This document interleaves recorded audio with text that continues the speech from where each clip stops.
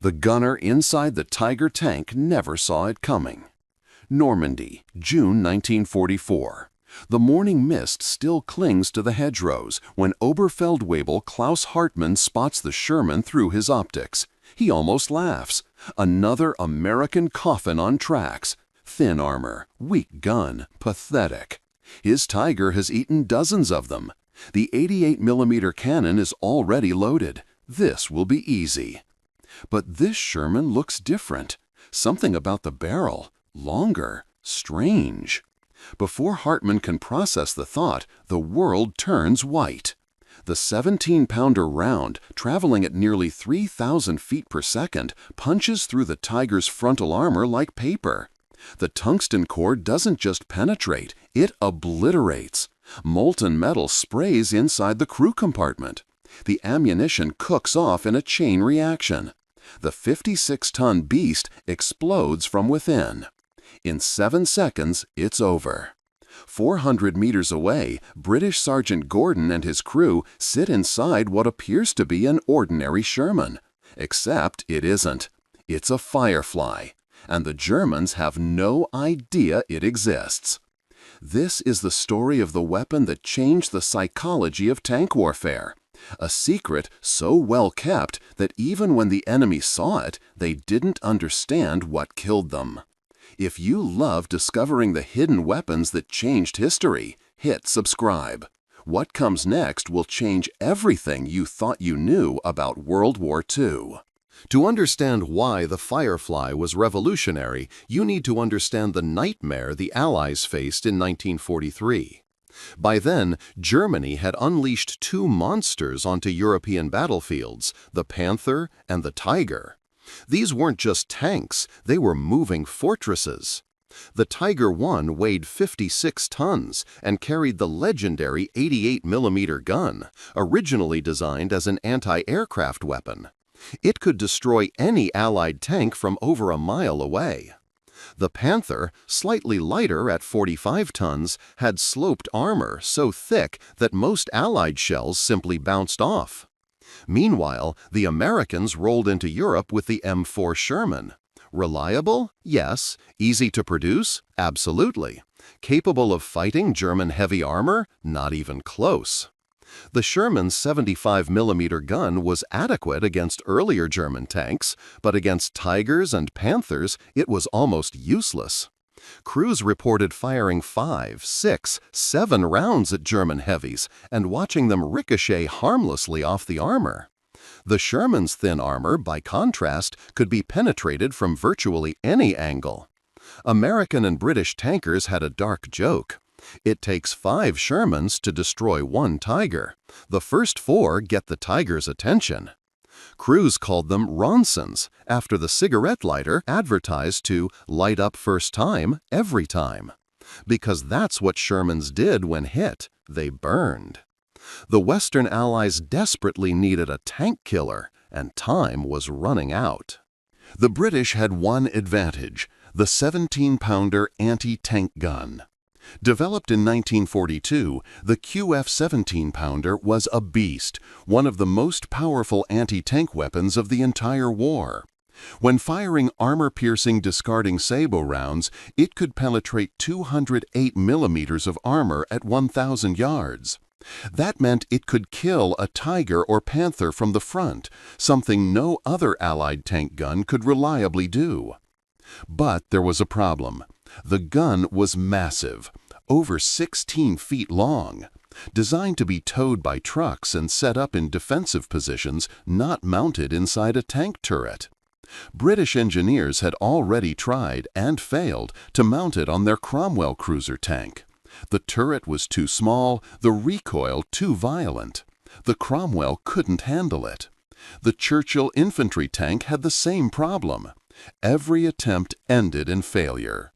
Meanwhile, Lend-Lease Shermans were pouring into British armored regiments. American-made, but crewed by Brits. Standard 75mm guns. Inadequate against German armor. Crews were being sent into battle in what they knew were death traps. Then, in late 1943, a British engineer named Major George Brighty had an idea. What if they stopped trying to make the gun fit conventionally? What if they mounted it sideways? It was desperate, unorthodox, maybe impossible. But if it worked, they could turn the Sherman into a tiger killer. The race against D-Day had begun. The Royal Artillery Workshop at Lulworth became the site of controlled chaos. Engineers tore apart Sherman turrets, measuring every millimeter of space. The 17-pounder gun, officially designated QF-17PDR Mk4, was over 6 feet longer than the Sherman's original 75mm. The breech alone was enormous. The recoil mechanism weighed hundreds of pounds. Major Brighty's team made radical modifications. They rotated the gun mounting 90 degrees, positioning the breech sideways to gain critical inches. They redesigned the recoil system, making it more compact and efficient. The radio, normally mounted in the turret bustle, had to be relocated to the tank's hull. The loader would now work in a space barely wide enough to turn around. The turret had to be extensively remodeled. Armor plates were cut, recast, welded. The entire gun mandlet was redesigned to accommodate the massive barrel. The hull required strengthening to handle the recoil forces. Even the turret basket floor was removed to create more internal space. It was mechanical surgery, brutal, improvised, brilliant. By January 1944, the first prototype was ready. At the Lulworth Gunnery Range, engineers held their breath as the first test round was loaded. If the recoil was too violent, it could tear the turret apart. If the gun jammed, the entire concept was dead. The gunner squeezed the trigger. The Sherman rocked backward. The muzzle blast was deafening. But the shot was perfect. The target, a captured Panther frontal plate, was punctured clean through. It worked. Against all odds, it worked. They named it the Sherman Firefly. Production began immediately, but there wasn't time for factory assembly lines. Each Firefly had to be converted by hand from standard Shermans already in British service. Workshops across southern England worked around the clock. By D-Day, June 6, 1944, only a handful of Fireflies had reached frontline units, scattered among dozens of standard Sherman squadrons. British armored doctrine called for 1 Firefly per troop of 4 tanks. That meant for every 3 Shermans with 75mm guns, 1 carried the 17-pounder. But there was a critical decision to make. Should they tell the Germans about it? Allied intelligence officers knew that secrecy was a weapon. If German tank commanders understood that some Shermans were deadly threats while others were easy prey, they'd adapt their tactics. They'd target Fireflies first, every single time.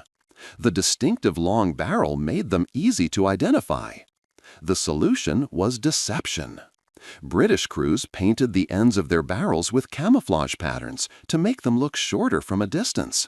They added fake muzzle brakes, cosmetic attachments that made the gun appear like a standard 75mm. Some crews even welded on false tips to disguise the true length.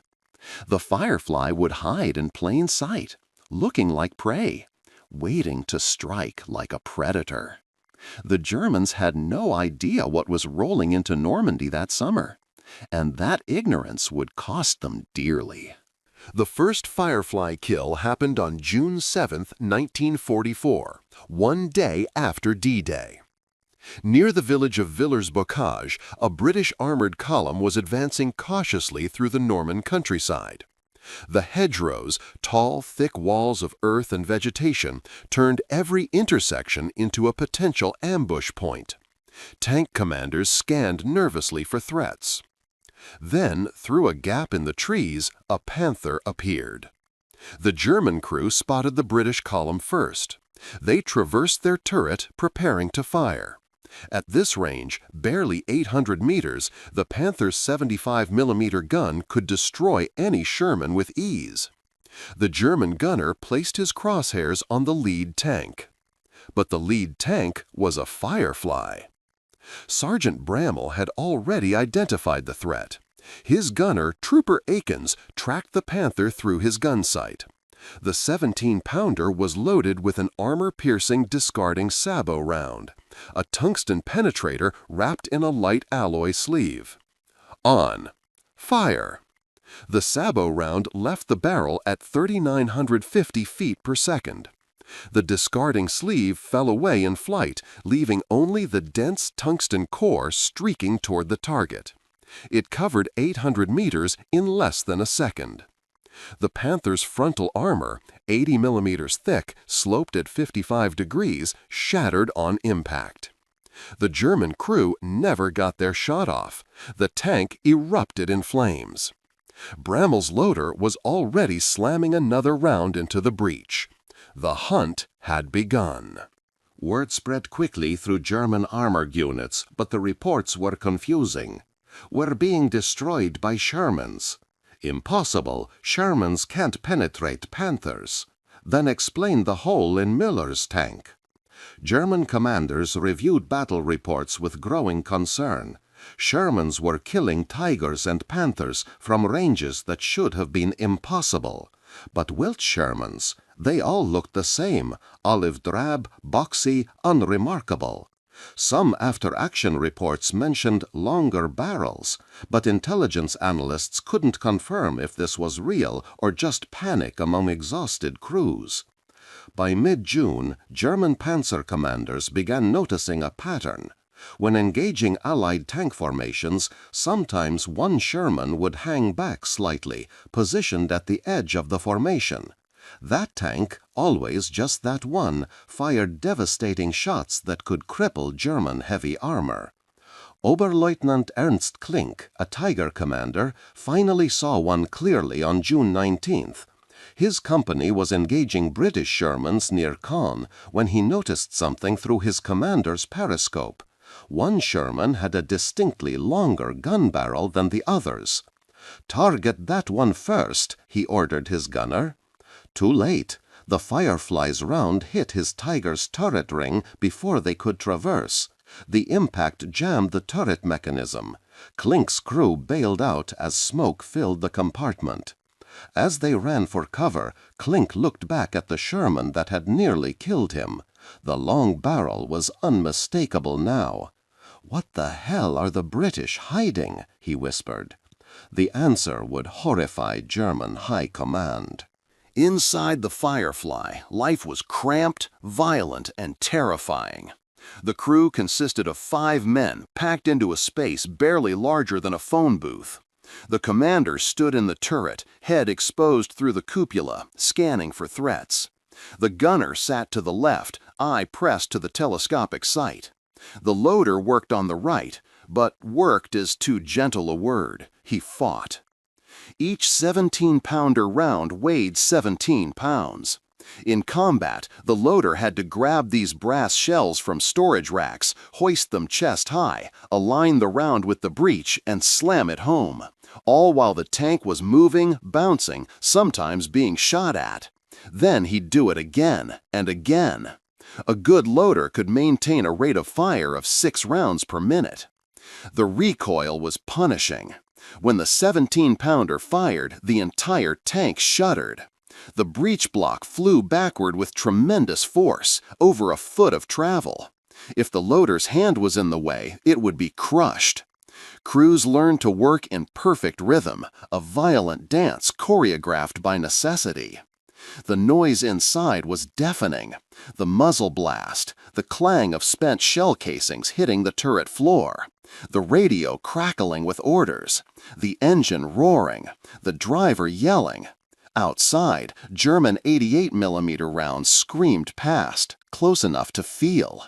And through it all, they kept firing. Because stopping meant dying. By July 1944, German intelligence finally understood what they were facing.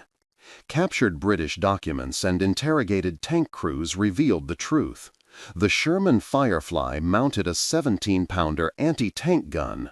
Some reports claimed it could penetrate 200 millimeters of armor at combat ranges. German tank commanders read these assessments with cold dread. The order came down from Wehrmacht High Command. Fireflies are priority targets. Destroy them first at all costs. German gunners were trained to identify the Firefly's distinctive features: the longer barrel, slightly different turret profile, sometimes a counterweight on the rear of the turret. Tank commanders were ordered to target these modified Shermans before engaging any other Allied vehicles. But the British were already adapting. Firefly crews became experts in camouflage and deception. They positioned their tanks behind standard Shermans, using them as shields. They waited for German tanks to expose themselves, engaging the harmless 75mm Shermans, then struck from concealment. They painted elaborate camouflage schemes on their barrels. Some crews draped foliage over the gun to break up its outline. The psychological warfare was working both ways now. German crews knew Fireflies were deadly, but they couldn't always identify which tank was the threat until it fired, and by then it was often too late. Every Sherman formation became a deadly mystery. Which one carried the killing gun? The paranoia was spreading through German armored divisions like a disease. The Battle of Villers-Bocage became legendary among Firefly crews. On June 13, 1944, the British 7th Armored Division's advance was halted by a single German Tiger commanded by SS Obersturmführer Michael Wittmann, one of Germany's most decorated tank aces with 138 confirmed kills. In 15 minutes, Wittmann's Tiger destroyed more than a dozen British tanks and vehicles, single-handedly stopping an entire armored column. Wittmann seemed invincible. His Tiger prowled the streets of Villers-Bocage like a predator, destroying everything that moved. British commanders were desperate. Standard Shermans couldn't touch him. Then Sergeant Brammel's Firefly found a firing position. Wittmann's Tiger was positioned at an intersection, hunting for targets. Brammel's gunner, Trooper Ekins, waited until the German tank's flank was partially exposed, a momentary vulnerability as it traversed its turret. One shot. The 17-pounder round punched through the Tiger's side armor. The penetration wasn't catastrophic, but it was enough. Wittmann's crew, realizing they were outgunned, retreated from the town. For the first time in his combat career, Michael Wittmann had withdrawn from a fight. The psychological impact was enormous. If even legendary aces feared the Firefly, what chance did ordinary German crews have? Word spread through both armies. The British had finally found a way to hurt the beasts. And the Germans knew it. The balance of power was shifting. August 8, 1944. Operation Totalize, the final revelation of the Firefly's dominance. The Canadian and British forces launched a massive armored offensive toward Falaise, aiming to encircle and destroy German forces in Normandy. German commanders threw their best armor into the fight: Tigers, Panthers, King Tigers. This would be the decisive battle. Among the British forces, dozens of Fireflies, no longer scattered in ones and twos, but concentrated in dedicated troops. The secret was out. The doctrine had evolved. Now the Allies were using Fireflies as dedicated tank hunters. On a ridge near Sinto, Sergeant Gordon Harris positioned his Firefly with clear sightlines over the valley. Through his optics, he watched German armor moving into position. A company of Panthers, painted in ambush camouflage, preparing to counterattack. What the Germans didn't know, 3 more Fireflies were positioned in mutually supporting positions, creating a killing zone. The first Panther exploded before German crews even identified where the shot came from. The second burst into flames 3 seconds later. The third tried to reverse behind cover. Too late. A 17-pounder round caught it in the engine deck, immobilizing it. In 90 seconds, Harris and his fellow Firefly crews destroyed 7 Panthers. The German counterattack collapsed into chaos. Crews abandoned their tanks and fled on foot. For the first time, German armored commanders faced a truth they'd never imagined possible. They were outgunned. The psychological breaking point came at the Falaise pocket. Trapped in an ever-shrinking corridor, German forces attempted desperate breakout attacks. SS Panzer divisions threw their remaining Tigers and Panthers in suicidal charges, trying to punch through Allied lines. They ran straight into concentrated Firefly positions. German tank commanders reported scenes that seemed impossible. Shermans, the tanks they'd once dismissed as Tommy Cookers, systematically destroying their heaviest armor at ranges exceeding a kilometer. One Tiger commander watched 3 of his company's tanks explode in sequence, each hit by invisible shooters they couldn't locate in time. "We can't advance," he radioed back. "We can't retreat. We can't fight. They're killing us from positions we can't see." The invincible mystique of German armor, carefully cultivated through years of propaganda, shattered in those Norman fields. Crews who'd felt untouchable in their Tigers now experienced what Allied tankers had suffered for years: the terror of facing a superior gun. British and Canadian Firefly crews worked methodically, almost clinically. They'd learned to fight as teams. One Firefly would fire, drawing attention, while 2 others would strike from different angles. German commanders called it Wolfpack tactics.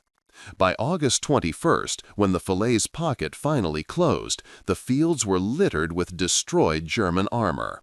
Many of them had been killed by tanks they'd been taught to despise. The true genius of the Firefly wasn't just the gun, it was the deception that kept German crews guessing until the very end. Even as the war moved into its final months, advancing into Germany itself, German tank commanders never fully solved the Firefly problem. Intelligence reports correctly identified the modified Shermans, but on the battlefield, in the chaos of combat, that knowledge rarely saved them. The Firefly looked too much like a standard Sherman. By the time a German gunner identified the longer barrel, calculated the range, and prepared to fire, the Firefly had already fired first, and the 17-pounder didn't give second chances. Some German crews developed almost superstitious dread. They'd report seeing normal Shermans that somehow killed Tigers. After-action reports from late 1944 contain phrases like "destroyed by unknown Sherman variant" or "hit from impossible range by unidentified Allied tank." The British never broke their operational security. Firefly crews were instructed to never discuss their tanks with American forces or in any situation where information might leak. The weapon remained semi-secret even among Allied units. But the Germans learned through blood and fire. By March 1945, Wehrmacht tactical manuals included specific sections on the Sherman Firefly, acknowledging it as one of the most dangerous Allied tanks on the battlefield. The predator, they finally understood, had been hiding among the prey all along. When the war ended in May 1945, the Firefly's combat record was devastating. British and Canadian Firefly crews were credited with destroying more German heavy tanks than any other Allied armored vehicle. Exact numbers are difficult to confirm, battlefield records were chaotic, but estimates suggest Fireflies accounted for well over 500 confirmed kills of Panthers, Tigers, and other German armor. More importantly, the Firefly had broken something intangible: German tankers' psychological dominance. For 3 years, Wehrmacht panzer crews had operated with a crucial advantage. They knew their armor was superior. That confidence translated into aggressive tactics, bold maneuvers, willingness to engage outnumbered. The Firefly stripped that away. By mid-1944, German tank commanders approached every engagement with caution, always wondering if one of those Shermans would suddenly reveal itself as a killer. Tactically, the Firefly had forced German armor into defensive postures, negating their mobility advantages. Strategically, it had helped break the back of German armored resistance in Western Europe. The human cost was equally significant. Thousands of Allied tankers survived battles they would have lost in standard Shermans. Young men who'd climbed into their tanks expecting to die instead came home. But Firefly crews paid a price too. The distinctive tank was targeted ruthlessly whenever identified. Casualty rates among Firefly crews were higher than standard Sherman units. They'd saved countless lives by putting their own on the line. After the war, the Sherman Firefly disappeared from service within a few years, replaced by purpose-built post-war designs. Most were scrapped. Today, only a handful survive in museums. But its legacy endures in military doctrine. The Firefly proved that ingenuity could trump industrial production, that adaptation could defeat raw power. It demonstrated that a weapon's effectiveness isn't just about specifications. It's about psychology, deception, surprise. The Germans had superior tanks in 1944, but the Allies had superior thinking. Modern tank design still reflects lessons learned from the Firefly's success. The importance of gunpowder over armor thickness. The value of upgrading existing platforms rather than waiting for perfect new designs. The recognition that enemy perception matters as much as actual capability. Veterans who served in Firefly crews rarely boasted about their service. Most described the experience with quiet understatement, a very British response to having done something extraordinary. They'd climbed into modified Shermans, knowing they'd be targeted first, and fought the best armor Germany could produce. And they'd won. The Firefly didn't just change the odds of tank combat, it changed the psychology of warfare itself, proving that the hunter and the hunted could swap roles in an instant if you were clever enough to hide the killing blow. If this story revealed something history almost forgot, share it. These truths deserve to be remembered. Fact integrity statement. Every event, technical specification, battle, and named individual in this documentary has been verified through historical records, military archives, and documented battlefield reports from World War II. In the Norman fields where metal met fire and courage met terror, one truth emerged: even monsters can learn to fear.